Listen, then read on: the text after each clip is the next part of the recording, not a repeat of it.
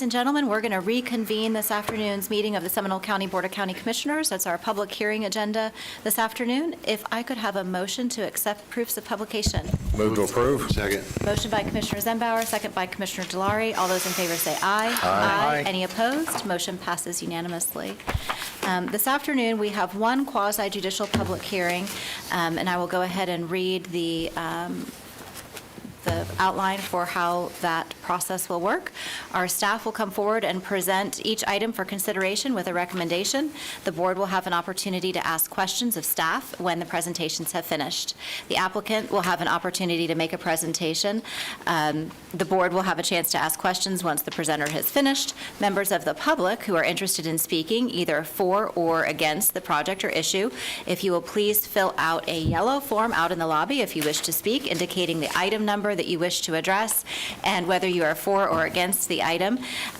Members of the public will only be allowed to give comment one time per item. If you would like to have your comments submitted for the record, if you don't want to actually address the board verbally, you can fill out the green comment form, and those comments will be passed down the dais, and each member of the board will have an opportunity to read those.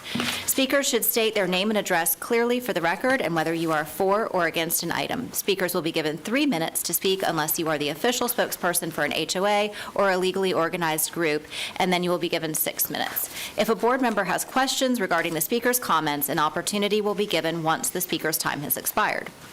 In accordance with the operating policies and procedures of the Seminole County Board of County Commissioners, Section 2.175, Public Participation Before the Board, speakers shall limit their comments to the subject being considered by the board. All public comments shall avoid personal attacks, abusive language, and redundancy. Disrespectful, rude, irrelevant, or slanderous remarks or disruptive behavior may subject the individual to removal from the board chambers, and the chairman may curtail repetitious comments. The clerk's office is required to retain any documents that you may show the board, so if you show it to us, be prepared, please, to leave a copy of it with the clerk. Once all the speakers are heard, the applicant will have an opportunity for rebuttal if necessary. We will then close the public hearing and put the matter in the hands of the commission. Following a motion and a second, there will be board discussion and a vote will be taken. Commissioners who do not cast objecting votes will be considered to have voted in support of the motion. And because we have this one quasi-judicial public hearing on our agenda this afternoon, we want to talk about public quasi-judicial items. And while the board welcomes comments from all persons with an interest in this proceeding, Florida law requires that the board's decision and a quasi-judicial action be supported by competent substantial evidence presented to the board during the hearing on the application. Competent substantial evidence is such evidence as a reasonable mind would accept as adequate to support a conclusion. There must be a factual basis in the record to support opinion testimony from both expert and non-expert witnesses. Persons presenting testimony may rely on factual information that they present, that is presented by county staff, that the applicant presents, or on factual information included in the county staff report to support their testimony. All persons who present written materials to the board for consideration must ensure that there is a copy provided to the clerk for inclusion in the board's record of proceeding and official minutes. Has any commissioner received any oral or written communications regarding the quasi-judicial item? If so, please disclose the substance of the communication and identify the person making the communication. Commissioner Herr? I have received none, and I've reported such electronically. Okay. Commissioner. Ditto. Okay. Same. Ditto. All right. I also don't have any quasi-judicial or any ex parte, so that's been submitted to the clerk. This item number 31, is Wheelie Acres. It's an administrative small-scale future land use map amendment and rezone. And if the project manager would come forward. Hi, good afternoon. Good afternoon.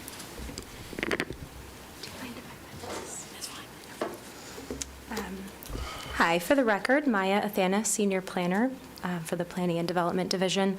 This is a request to consider a small-scale future land use map amendment from commercial to low-density residential and a rezone from A1 agriculture to R1A single-family dwelling for 11 existing single-family residential lots on approximately 3.7 acres located north of West State Road 426 and southeast of State Road 417. The county is acting as the applicant on this project on behalf of a group of citizens who signed a petition requesting the future land use designation be changed from commercial to low-density residential to better reflect their established community of single-family residential homes. The properties in question include the entire Wheelie Acres subdivision and one other parcel directly adjacent, located in unincorporated Oviedo. The Wheelie Acres subdivision is an antiquated plat for Section 15.3A1 of the Seminole County Land Development Code, having been platted in 1957. The homes were permitted to be built on the subject lots since the lots are vested per the plat. In addition, some of the homes were built prior to the 1960s, before zoning was established in Seminole County. The Wheelie Acres subdivision currently has 10 individual lots. The 11th parcel included in this proposal is also a legal non-conforming lot with the same zoning classification and future land use designation. The subject parcels do not currently meet the 1 acre size requirement for the A1 zoning district, and the residential uses are not consistent with the commercial future land use. The proposed future land use map amendment and rezone would bring the parcels more into compliance. Seminole County Development Services staff held a community meeting on May 16, 2023 at the St. Albans Church to provide an opportunity for property owners of the subject properties to provide feedback. 2 residents attended the community meeting. The subject property owners were sent certified return receipt letters, and notification was sent through standard mail to property owners of parcels within 500 feet. Staff received certified mailed receipts from all the property owners that had not previously submitted letters of support for the proposal. Staff distributed informational door hangers to announce the meeting as well.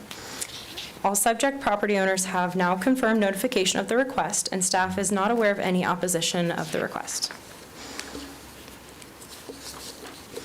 After an evaluation of the consistency of this proposal, staff finds the proposed low-density residential future land use designation and R1A zoning classification to be consistent with the comprehensive plan and the Land Development Code of Seminole County.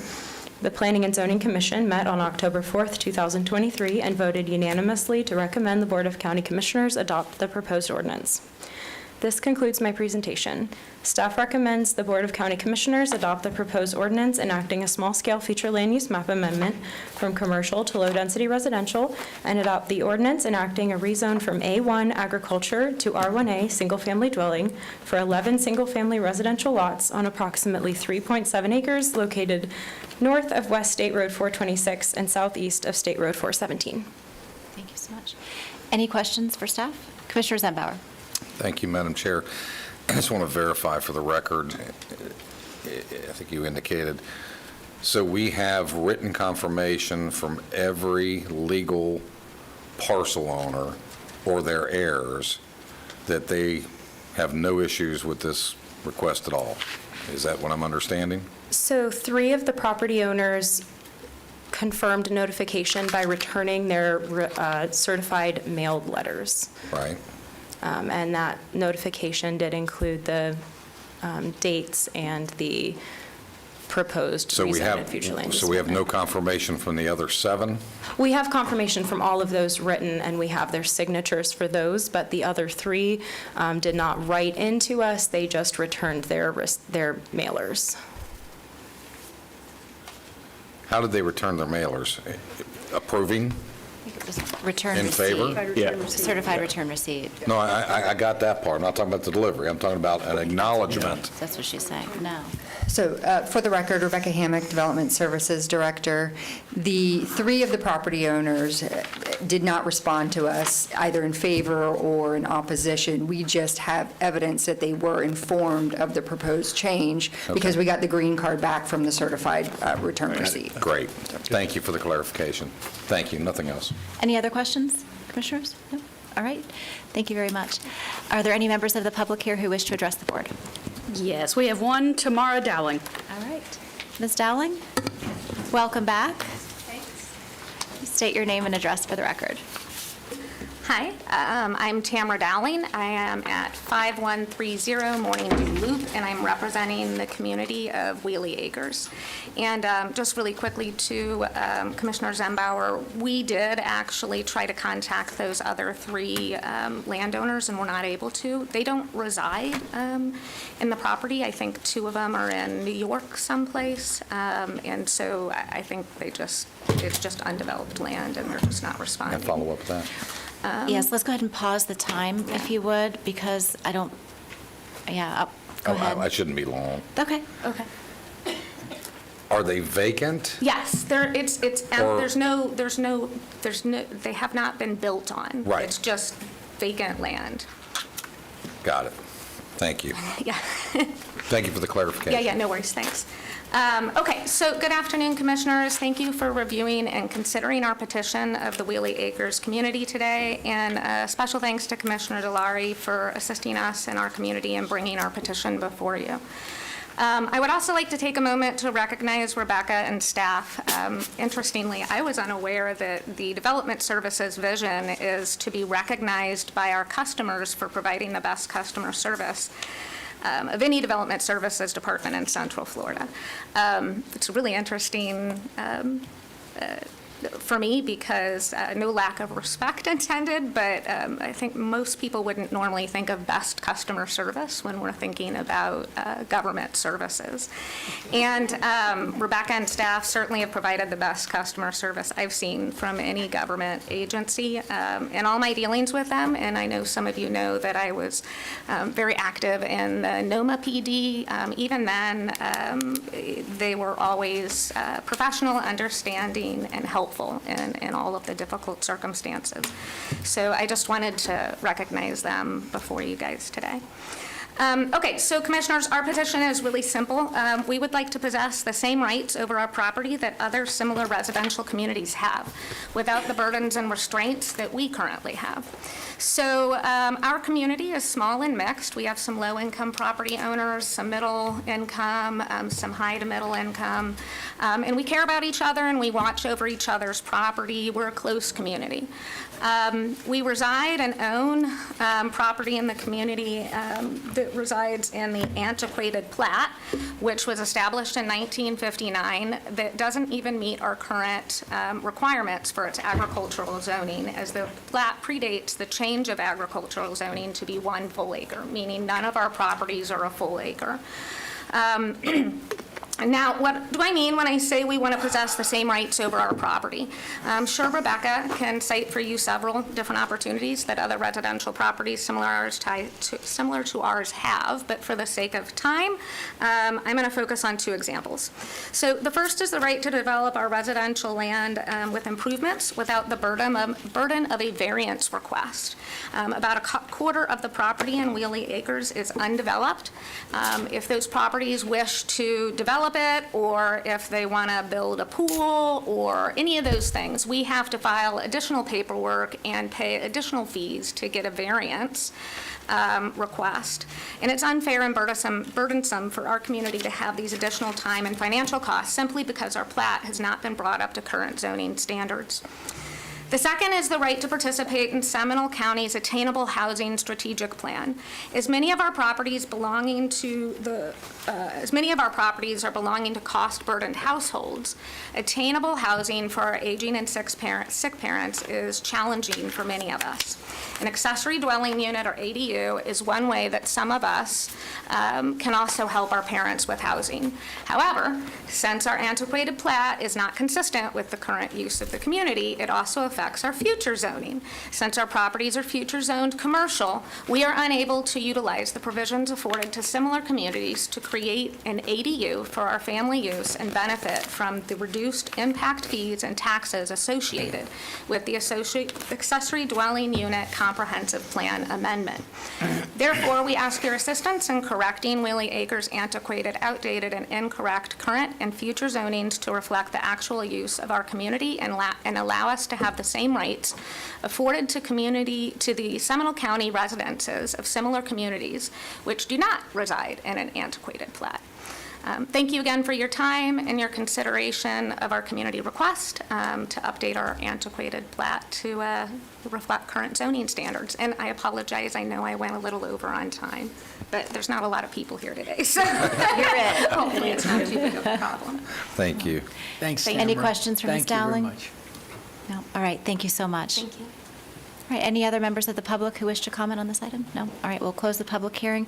Commissioner Delary, this is in your district. Thank you, Madam Chairman. Madam Chairman, I'd like to make a motion to adopt the proposed ordinance enacting a small-scale future land use map amendment from commercial to low-density residential and adopt the ordinance enacting a rezone from A1 agriculture to R1A, single-family dwelling for 11 single-family residential lots on approximately 3.7 acres located north of State Road 426, southeast of State Road 417. Second. Presented here today.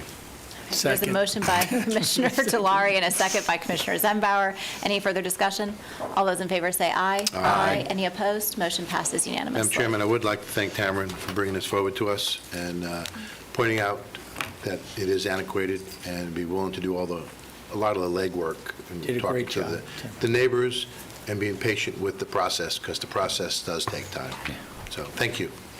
Thank you very much. Yep. And a shout out to Rebecca and her team for being the best Best customer department service. ever. Oh, gosh. Our next public hearing is item number 32. It's the Land Development Code rewrite and associated comp plan amendments. This is our first reading of this ordinance. So, Ms. Hammock?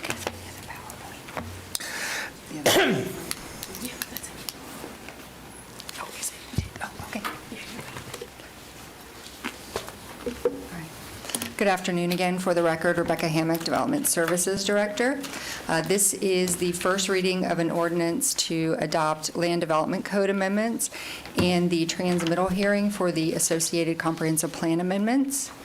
So as the chairman alluded to, this is a first reading. This will come before you again for second reading and for adoption once we have sent or transmitted the comprehensive plan amendments to the state and to the regional review agencies, and we'll bring it back before you. So Eliza Harris-Giuliano from Kimley Horn is here to present. We'll both be able to respond to any questions following her presentation. I did want to bring your attention to the document that I did email to the board about a week and a half ago regarding some of the questions that came up at the previous hearing. This item was continued from that meeting. So if at the conclusion of the presentation, if you want to refer to any of those questions, I do have those available. So with that, I will go ahead and turn it over to Eliza, and then when Eliza completes her presentation, I will come back up and do the staff recommendation. Great. Thank you. Ms. Giuliano, welcome. Glad to be here again. Good afternoon, everyone. Eliza Harris-Giuliano, Kimley Horn. Okay. Getting used to the new technology here. So we're at the end of a not short road here of having worked together on this Land Development Code update. As you know, this was initially intended as a targeted update, and while there are some significant reorganizational changes and updates to specific areas, this is not changing everything within the code. So there will be, this is happening concurrent with the comprehensive plan update process, and there will be additional land development code updates as a result of that. So if there's certain issues that weren't dealt with in this update, this is not your last chance. So in terms of the history, the Land Development Code was first adopted in 1960, and there have been several major updates since then, the most recent being 2004. There are targeted updates since 2004, but no really significant update. So this more significant update was kicked off in 2020. It was intended to have organizational updates as well as targeted updates to address issues that were called out in the comprehensive plan done earlier but had not been addressed yet. This is the history. We started with a review of the current regulations, which resulted in recommendations from the consultant in collaboration with staff on how to approach the rewrite. We brought forth specific topics to this board to address and get direction on how to address each of those sections, and then did several meetings to address the update as a whole. We did receive a positive recommendation from the Planning and Zoning Board acting as the LPA, and this is the first reading, and transmittal of associated comprehensive plan amendments that are necessary to facilitate the changes to Land Development Code. We've had 15 BCC work sessions on specific topics, as well as 3 work sessions to review the whole draft, 1 work session with the Planning and Zoning Commission, and there's been several rounds of of transmittal to stakeholders, and we've also received comments and incorporated changes as a result of that feedback from stakeholders. So the changes in this update range from addressing day-to-day operational issues, implementing efficiency updates, as well as some modernization issues related to the code, and then very targeted updates related to typos, changing agency names and titles to be current. As I mentioned, concurrent with this process, we also engaged in Envision Seminole 2045, which was a visioning update that informs the comprehensive plan. There will be additional land development code updates resulting from that, but we also found that a lot of synergy between the land development code update, which we were already embarking on, and the feedback that we got from the public during that process. Major new standards that were developed as part of this update are the mixed-use corridor district, the missing middle housing district, standards for solar energy systems, civic assembly, and adding tree planting requirements for subdivisions that are very similar to, well, we also added another tree retention requirement that was similar to what's currently in site plan review, as well as tree planting requirements for subdivisions. Other new standards include mobile food vendors, parking garage design, electric vehicle parking, and bicycle parking standards. There are several areas that were significantly revised, but not new. That includes affordable housing, arbor, Florida-friendly updates to the landscaping code, rural non-residential design standards, and changes to the minimum living area requirements. We also revised standards related to construction hours, outdoor living, and clarification of the arbor regulations specific to the Wekiva River Protection Area. Additional updates were made to the open space regulations, including amending the definition of clustering and clarification of how clustering subdivision requirements are administered specific to the Wekiva River Protection Area, and a revision to make the definition of developable area the same as the definition of net buildable acreage. As we've discussed before, Chapter 30, the zoning chapter, was completely reorganized, so it looks very different, but many of the standards are in fact the same. One of the bigger issues that was addressed was the pyramidal use structure. So uses were described under every zoning district separately, but there was never a use table, which enabled us to look comprehensively at how the county was addressing uses across different districts. That's in place as part of this update. We also removed repetition in other areas by using tables and consolidating language where possible, so that we aren't duplicating standards. And in that duplication, sometimes there are slight variations that create opportunities for misinterpretation or inconsistent interpretations. So I'm going to hand it back to Rebecca for the staff recommendation.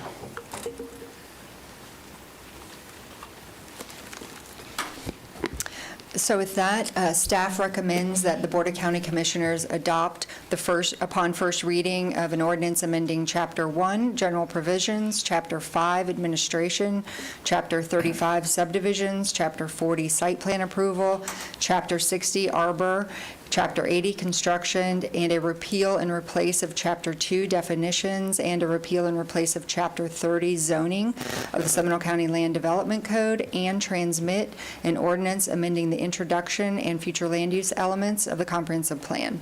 We also recommend that the board make a motion to hold a second reading of the ordinance at 1:30 on December 12th, 2023. Thank you so much. Thank you. Any questions for Ms. Hammock or any other members of the team? All right. Are there any members of the public here who would like to speak? We have two. First will be George Sellery and then Cindy Haller.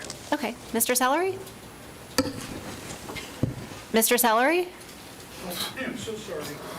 I did not know it was coming up this quick.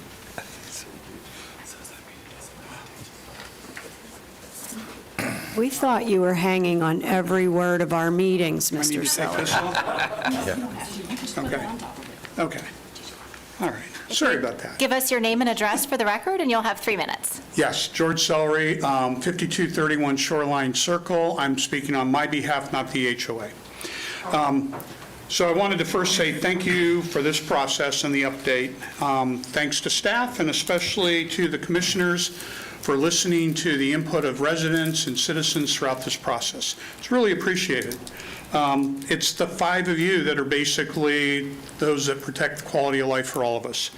I want to say that time is running out. We know land is becoming more and more scarce, leading to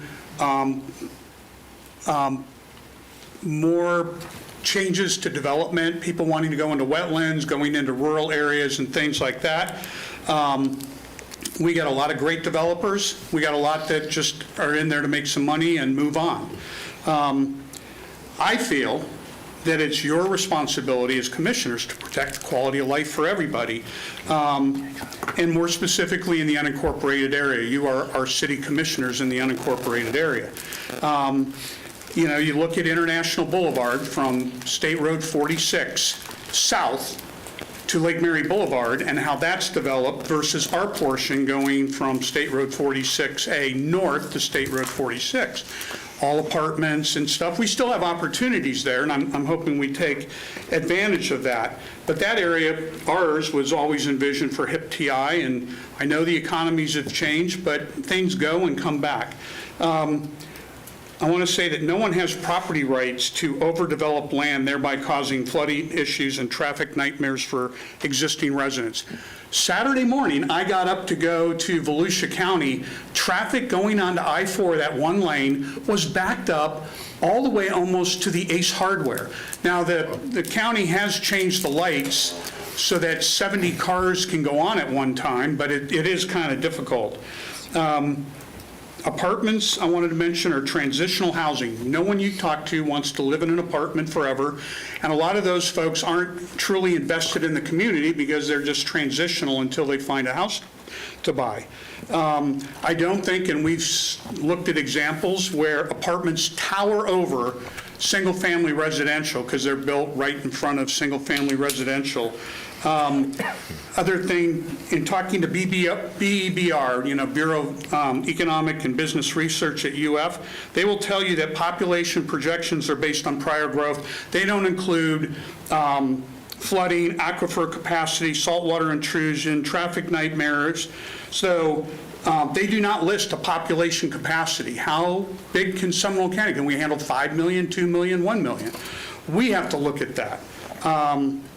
And the last thing I want to say is PDs. PDs is what developers want, gives them an open book on what they want to do. Please make sure that those are looking at the advantage or for everybody in the nearby community.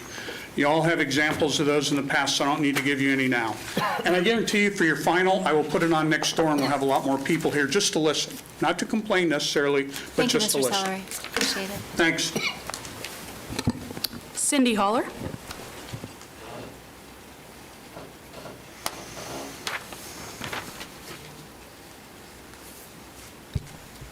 Hi, good afternoon. For the record, Cindy Holler, 1731 Beacon Drive. So just continuing through, thank you for what's been done on this. So Elijah, great job. I do appreciate that good work. I want to talk about PDs. So developers try to create a PD, and therein lies the problem.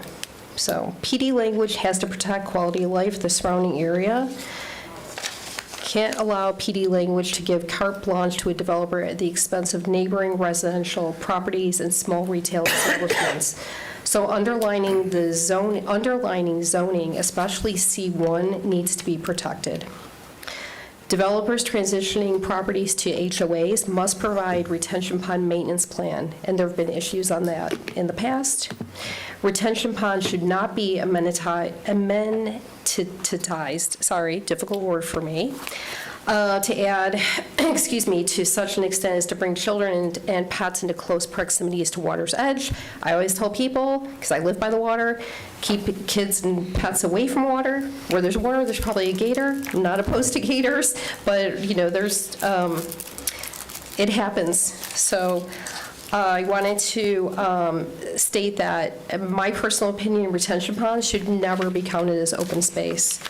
Value of green space, I don't know that a lot of people really realize, besides flooding, how important it is for our mental health.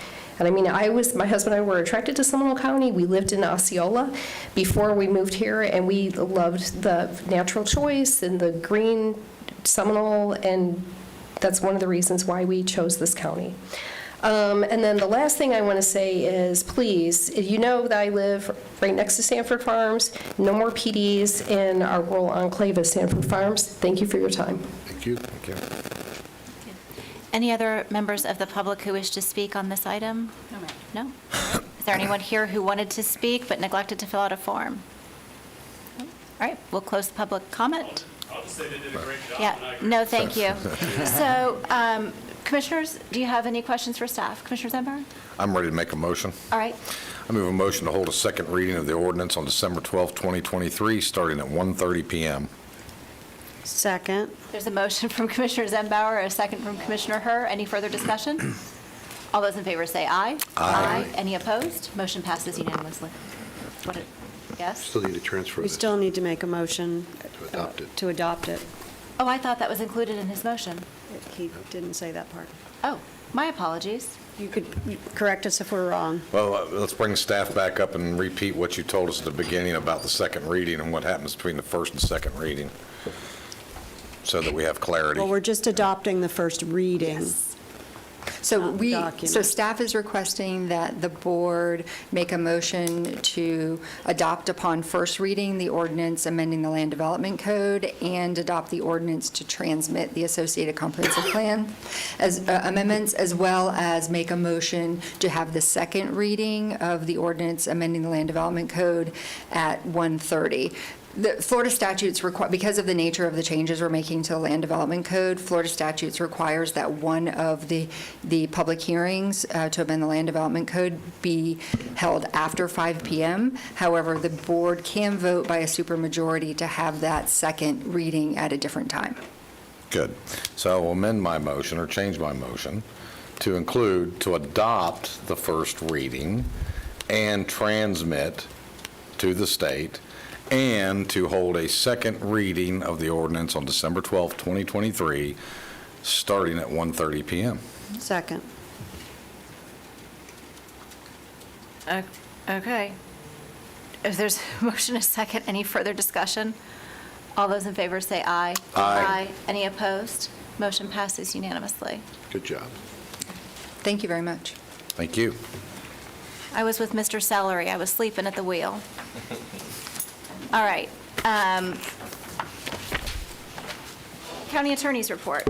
I have no reports today, Madam Chair. Okay. County Manager, do you have a report? I just have one item, and it's really just to thank you all for approving my realignment of the organization you all did this morning. Thank you. We are well on our way to optimize our resources here in the county and to be the best stewards we can with the residents and business owners. But two people in particular I'd like to highlight. One is Chad Wilski. Some of you know Chad Wilski. He comes from the Seminole County School Board.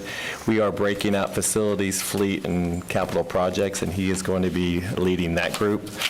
And the other person I'd like to recognize, and he's in the audience today, is Jose Gomez. Jose, if you could stand up. One of the reasons I wanted Jose to work on our team, he is going to be leading the development review process and actually help coordinating between development services, public works, environmental services, and fire. Jose and I had the opportunity to work together in Osceola. He joined our team, and I didn't even know he joined our team. So I said, hey, we need to talk. And so I know a lot of you have some, just some questions about how we can streamline some processes and things like that, and Jose is the perfect person for that job. So he'll be reporting right up to my office and helping with our development review process and with the business owners and the citizens of Seminole County. So thank you for joining our team. Great. That's all I have. Welcome. Welcome aboard. Welcome. Oh, and I changed leisure services to parks and recreation, by the way, so that's the other thing. Rick liked that. Good work, good work. There will be no more sleeping in the parks. No more leisure. Oh, my gosh. Moving on to District Commissioner reports, starting with District number 2. Thank you, Madam Chair. On October 11th, our county manager, myself, attended the PBAS to give an overview of some of the transportation aspects that are going on in and around the county, as well as the Central Florida region. I want to thank Commissioner Herr and Commissioner Delary, who were also there and also rendered input from their respective boards and helping move that along.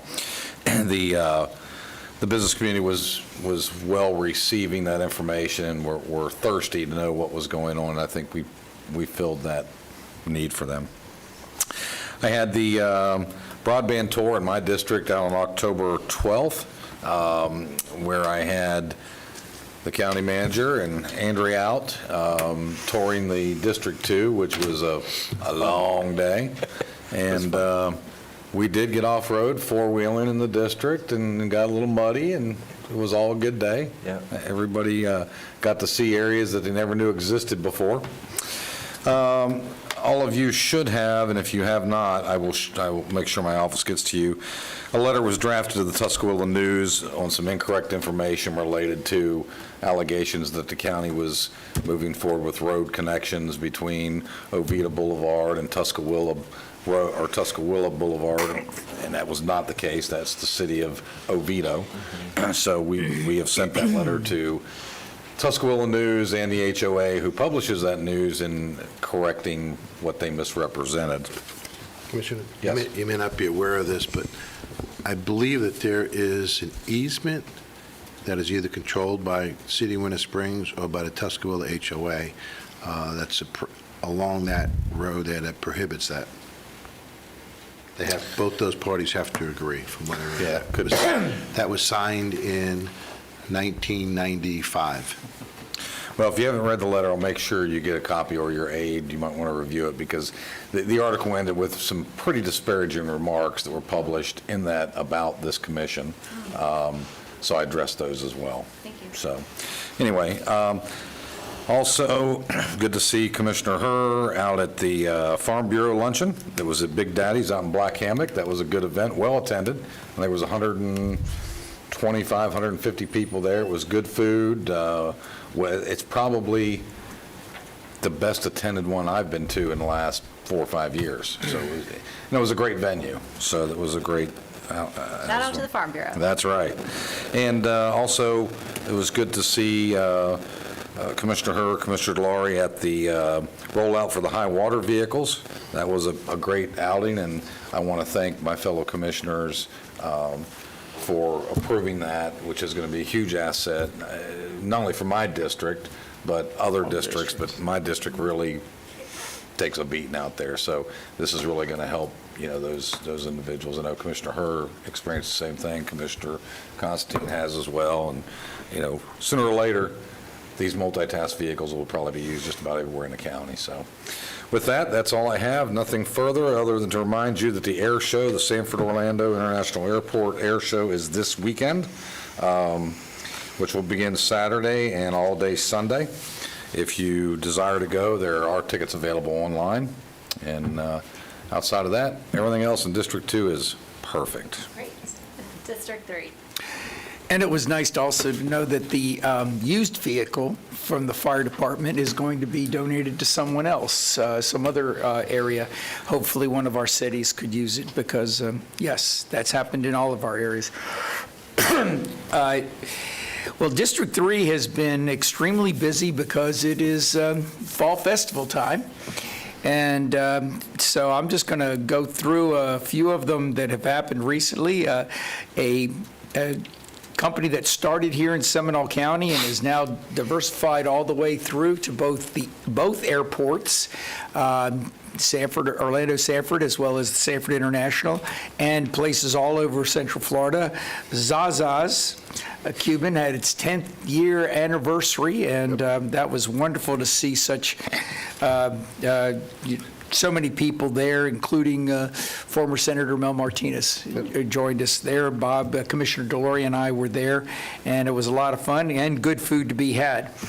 On the 12th, as I told you earlier in the last meeting, I spoke to Orange County, their Charter Revision Commission and Sustainable Growth and Cleanup Committee, as they call it, and they wanted to know the history and how we put together our rural boundary on the east side of the county. And it's interesting that they are looking at the potential of putting that on the ballot, at least a committee to set up the whole thing. They're not prepared to they don't have all the pre-work that we did. As you recall, Commissioner Delory, when you were there in 2004, you all worked for a long time putting it together.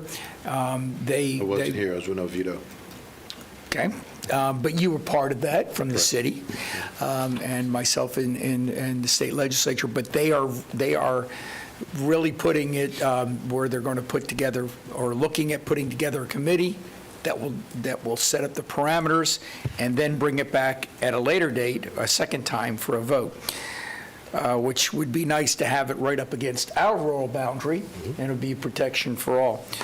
The 18th, one of our large hotels, Embassy Suites, had a grand reopening. And, with all new designed rooms, interior, and facilities, which is hopefully great. Saw Guy there, and, looking forward to their continued success. I wanted to congratulate the 7 mayors and Commissioner Herr on a wonderful event yesterday with the Mayor's Update. Always fun to see the 7 mayors and how much they get along with themselves as well as the county. That's so important that we work so well together. I believe that, Commissioner Delory, you're the representative for the zoo, so I'll leave that in the opening today to you. And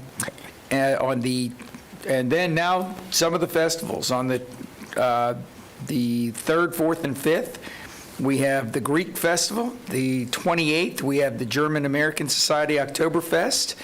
The 31st, the City of Altamont Springs Halloween Walk on Crane's Roost. The 3rd and the 4th, the Annunciation Catholic Church Fall Festival. And last weekend, for the first time in 3 years, St. Mary Magdalene had their Fall Festival, which was a great success. And also on November 6th is the Taste of Altamont along Crane's Roost. On the, excuse me, on the 28th, UCF is going to have its homecoming. Hopefully we'll win this game. But we're playing West Virginia. And also the second statewide opioid abatement council will be meeting November 6th. So I'll be going to that. Actually, it's a Zoom. And with that, I think I'll end it. All right, fantastic. District 5. Well, I'll pick up where Commissioner Constantine left off, and I appreciate him reading out all the fall festivals, because I am a huge fan of candied apples, and now I've written down the choices of where to send my children to go buy them for me. I did spend this weekend at homecoming. There are other universities in Central Florida. Go Hatters. Oh, God. Don't oh God when I say go Hatters. We love the Hatters. And they brought hat sales back to campus, so that's pretty interesting. They're literally selling Stetson hats now, which I don't know why that took so long. That's just, so you can, if any of you would like, because I know one of you might like, you can go and get measured and have it custom made for those of us that like the, now we got his attention. I was super proud to wear cowboy boots to Big Daddy's Farm, and a shout out to the Klontz family. Yeah, she did too. They were awesome. He was quite surprised, and there were several comments. They hosted a wonderful event. In the for the record category, the vehicle, the high wheel vehicle that is moving along is actually not ours. It was on loan to us from the state, so we don't want to take 22 phone calls about where it's going next. But there's a process for that.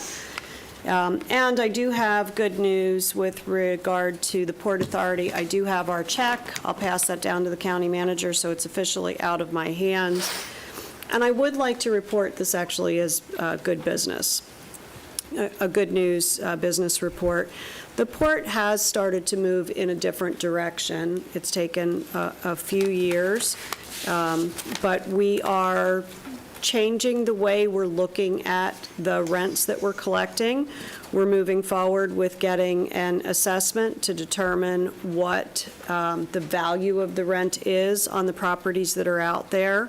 We're setting leases to 1 year instead of multiple year. Good progress with regard to the 29,000 square foot site. Shout out to Rebecca that a lot of the stuff is now coming in your direction. So the sooner it gets out of the ground and built, the sooner we start collecting rent. They've actually implemented, I would like to say new software, but they've implemented software. Let me pause there for a minute.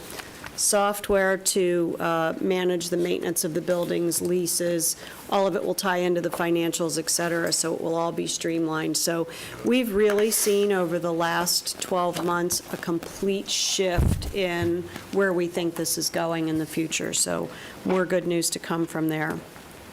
I did attend the 2023 Prospera Success Stories. I was glad to see that they were part of the audience today. We did have a Seminole County winner.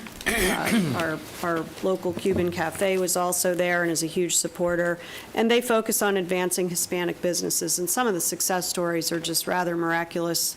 Started with a mom at a kitchen table who's cleaning one place and then launches into a business that employs 100 people at some point. A huge shout out to our team, particularly Owen Reagan and the team. John, thank you for leaning in on this. But we had a portion of sidewalk that was not finished on Celery Avenue where kids were having to walk out into the road on Celery in the dark to get on the bus. And technically it was not our property, but our team, in order to maintain the safety of these children, the stormwater operations team installed pipe, filled, sodded, seeded, built a safety fence, and put in sidewalks. And the Sanford team had come out and mowed the grass that had grown up well beyond. Eventually, that will be part of the loop, which is the hesitance for somebody to do something now, but in the interim, safety is paramount. I do have fun, which may have come at your expense, I'm not sure, at the mayor's luncheon. I don't think it came at any of yours, but the mayors are always a little bit tense about that, but we did end up having a good time. It was a great event. It was a fun event. And then the last thing I would like to do is just thank you, Chairman, for your leadership over what has been a difficult couple of months, and I just very much appreciate it, and as well as County Attorney and County Manager, because I know we're all leaning in hard. Thank you. District 1. Thank you, Madam Chair. It'll be brief. I'd like to congratulate Commissioner Zimbauer and Darren Gray for their presentation at the PBAS. I thought it was very well done and very well received, as well as I'd like to thank and commend Commissioner Herr for her presentation with the mayors and managers. It was nice to see her wit with the 7 mayors, so congratulations with that. As you heard here earlier, there was a number of us at the Acela Vehicles ribbon cutting for the fire department. The one thing that it's nice to note to the public is that these are the only vehicles that are of this caliber in all of Central Florida, if not even further. So it is a lot to be thankful for, but it shows the quality of service, the quality of dedication our staff has to make sure that our citizens are safe and know that they're safe, and we have the tools, or they have the tools, to make sure that our citizens are taken care of. So I want to thank them all, that their hard work and dedication bringing that forward. Very well received. I did go to the Kiwanee Park Bike Walk Central Florida Bike 5 Cities, and I'm hoping that next year there'll be a little more involvement. I found out at the last moment about it, to be honest with you, and I found out through a Facebook ad from the city of Castleberry that it was in our park. I would like in the future, all the commissioners should be aware of it. I found out basically at 10 o'clock Friday night, and the event was Saturday morning. So If we could help us with that calendar, so that we know what's happening in the parks, so we can actually promote it, I think that'd be advantageous. And that is the end of my report. Oh, I did have one more. I'm sorry, Mayor. Not Mayor, Chairman. I've been called worse this last week, I assure you. I didn't mean it from a derogatory standpoint. I did attend the Regional Homeless Council that I serve on at the pleasure of this board, and we'd have a work session. A firm came in from California to try to help us with best practices, and they're doing a lot of interviews throughout all of Central Florida, and so we're looking forward to seeing that response for their input. Once we get it, I'll make sure that you all receive it. We have not seen it yet. Thank you. End of my report now. Commissioner Sorry. Delory, I did participate in one of those as a result of sitting on the wrong board. Okay. Wasn't One of aware the of that. interviews, Okay. yeah. I have just a couple of items. We have a couple of staff members who participate at Metro Plan Orlando, and with Mary Moskowitz having left the planning department, I just wanted to let you all know that, and I did this because I was told this was my responsibility to do. I did not confirm that with anyone. So if someone has evidence to the contrary, I will. What is it first? So it's a letter. Fasten your seatbelts. It's a letter to Mr. Hutman at MPO saying that effective October 24th, Doug Robinson will be replacing, where's Doug? He was here just a minute ago. Is going to be replacing Mary Moskowitz as the Seminole County Technical Advisory Committee member. And Maya, who was here this morning, Athanas, will be serving as Mr. Robinson's backup. All other Seminole County TAC appointments will remain the same, and it's very benign, but I just wanted to let you know that that letter was being sent from my office. I've mentioned before the outside collaborative that is growing, private sector, public sector, community members talking about sustainable landscaping and water initiatives that can help to minimize the use of potable water over time being spilled out onto everybody's yards. It was a wonderful conference, another record-breaking year of attendance, and really well received. I think that this next year there may be additional focus on policymaking. And, they've spent several years talking about the data and the technology, and they're doing so much with the University of Florida and UCF in terms of research and the data that they are accumulating. There were presentations, and God bless these sweet people who actually go out into gardens that they have planted with specific native plants, and they count over a certain period of time how many times they see a specific insect land on that plant. And I mean, this whatever landed 120 times on this plant, and this insect landed 55 times on that plant, and so now we can determine that this plant, and I'm like, so I glazed over, admittedly, during part of the presentation. I would challenge that, see if anybody verified it. Well, I mean, these folks are doing this for their doctoral programs. Wow. It's just remarkable. I do not have the attention span to do that, but I'm thankful, so thankful that these scientists do. So it is truly a collaborative adventure. Mayors and managers, the county hosted this last week. We hosted at the Willow Tree Holler Box. It's always Willow Tree to me. The Willow Tree Cafe, they have this new venue upstairs that is for small gatherings. Nice? It is so cool. A lot of it was fun. I'm going to give credit to Frank Martz. He made a joke because it's a kind of a medieval theme up there, and he said, so we're here to, part of what we're going to talk about is the sales tax. I think the county invited us to come to this room so we can see how the county is going to be if we don't pass the renewal of the sales tax. We're going to go back in time.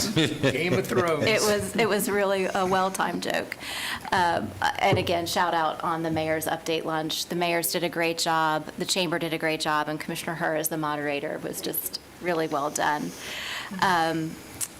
I also do want to just briefly address the last couple of weeks without going into great detail, but I do feel like I want you all to know, as my colleagues, what I have done sort of behind the scenes, although I've been working with the county manager and the county attorney on this.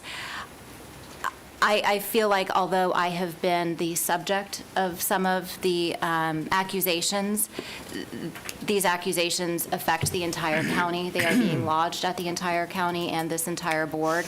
And so I felt that as an organization and as the chairman, it would be my responsibility to do everything that we could as an organization to try to root out and get to the cause or any factual basis of any of the accusations that were being made. So I just want to share with you what I've done. I've already memorialized this in an email to the county manager and the county attorney, but I just want to let you all know, because if you have any additional ideas, I'd like to hear them. Commissioner Zembauer? Point of clarity, are you referring to Supervisor of Elections? Yes, sir, I am. Okay, just wanted to make sure. Thank Okay, you. understood. Yep. The first thing that I did on September 3rd was to reach out to the clerk of the court to inquire about an internal investigation that we could perhaps do for our own purposes. I followed up with the Inspector General after he reviewed the possibility of an investigation and learned on October 5th that type of investigation would not be within his purview. It was actually recommended that the Department of Justice would be a good alternative. I reached out to a local leader, actually in the NAACP, to inquire about their interest in helping us to pursue the concerns, and I learned that they, in fact, had already reached out to Mr. Anderson, offering assistance to him, and as of October 19th, they had not received any acknowledgement from him. Also on the 19th, I sought counsel from one of the executive team members of Seminole County Public Schools, who, of course, we all know helped drive the effort for the district being declared unitary as a part of the federal consent decree. We all know that was an absolutely historic accomplishment, and it was the result of many years of coordination and difficult conversations and community healing. On October 20th, I spoke with a member of the Middle District U.S. Attorney's Office to seek counsel on the possibility of requesting an investigation, as they are an arm of the Department of Justice. I was advised that they could not compel any person to divulge proof of claims being made regarding racism, and without actual evidence of the same, it appeared to be more of a political disagreement than anything else at their first glance. And additionally, they advised that anyone can file a claim online or call the hotline to report a civil rights violation. I also called the operations manager at the Sam's Club in Sanford to see if it was possible that there could be a problem with people checking out and having their receipts scanned, and they said that actually there is no discretion on the part of the employee, that the machine itself determines how many items would be scanned in a cart. So I've gone to what I believe are the lengths, including the letter that I wrote to the governor, that I felt were appropriate. I'm not going to make any more comment to the media on this matter, as it is in the hands of the governor's office, but I did believe that I owed it to you all to share what I had done behind the scenes to try to get to the bottom of what are obviously very serious allegations, and that they are not being taken lightly by me or anyone else in this organization. Commissioner Zembauer? Thank you for that. I would concur. We don't have to go too far back in history to understand that, our citizenry doesn't understand that we don't have that kind of ability, as we learned with the tax collector, when the citizens came to us and said, y'all didn't do anything, you need to do something. We don't have the ability. They're a separate, they're a constitutional officer. We have no control over that. I share many of the same concerns. Going back almost 2 years ago, in a budget presentation, when an allegation was made that somehow we were racist if we were not going to award a new building, and we were being told we were given the opportunity that people that resemble Mr. Anderson, we'd be sending a loud message to those type of people. Look, this board is very diverse in our appointments, our community, regardless of religious beliefs, race. Does racism exist? Of course it does. But to your point, if there's evidence, put it on the table. Let's have the discussion. The sheriff has been attacked, of course, the sheriff's department. All this is unfortunate for our community to have to even have this discussion, but the reality is, there's concerning behavior.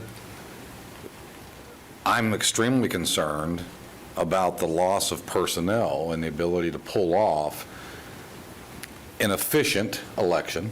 Hopefully that takes place. And I think they're requesting the governor to look in it. And maybe if the governor looks at it and he comes back and says, hey, everything's perfect, there's no problem, blah, blah, hey, great. We've at least done what the 5 of us are supposed to do for our constituents, is at least make it known that we're aware of it and we're raising that concern, instead of what history tells us, you ignore things and the public wants to blame us. And I got that, and I'm okay with that, but the public needs to understand we don't have that control. So thank you for giving us an update. Commissioner Herr. I would say that first and foremost concern is that we have a safe and accurate election, and I believe that the staff was absolutely ready to do that, including the supervisor of election is ready to do that. But with the turnover in staff, it's extremely concerning, as it would be for any department that any of us manage.